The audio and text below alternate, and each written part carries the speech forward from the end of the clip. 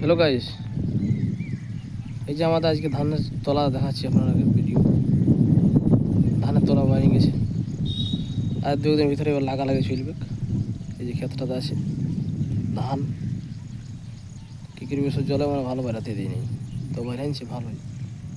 এই যে এই ক্ষেতটাতে আছে তলাটা,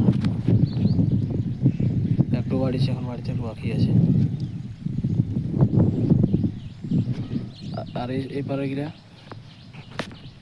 বড় বড় হয়ে সেটাও লাগাবে। এই যে মই দিয়ে আছে ক্ষেতটায়। এই যে ধান গাছি, এটা আমরা তলা বলি, এটা আবার লাগালাগি হবে। এই যে এই ক্ষেতটা একটু ভালো বড় হয়েছে গাছে গেলে ধান গাছ।